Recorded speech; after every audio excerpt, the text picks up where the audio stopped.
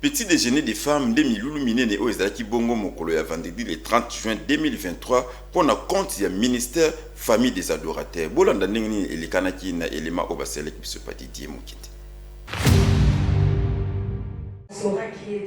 Ministère famille des adorateurs au etambwisamaka na pasteur Jacques na mama Elisabeth Ambila babongisaki milulu minene na kombo ya petit déjeuner des femmes na boye milulu yango ezalaki vendredi 30 juin na salle de conférence Marie-France Hôtel.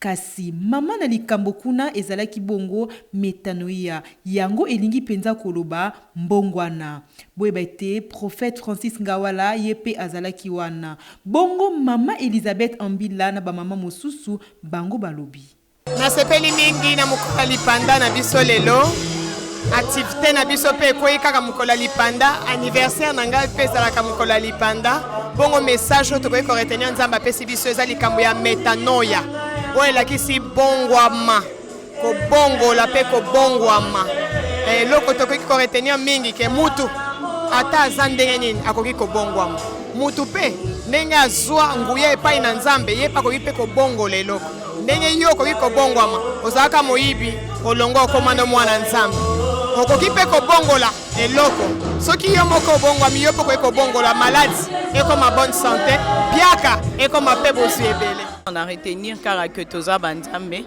en tant que Banzambe, nous pouvons appeler en existence des choses qui n'existent pas comme si elles existaient. En tant que Banzambe, tokoki ko transformer ba milieu na biso, ko transformer biloko tozo simba. Et en tant que Banzambe, tokoki ko sala makambo ya minene. Il suffit que toye ba identité na biso nini tozali, toko sala makambo ya minene na Nzambe wana. Ezaki vraiment une bénédiction pour Nabiso. Elle est déjà une bénédiction elle-même. Et Oya Lobi Pelelo Ezaki vraiment bénédiction pour Nabiso.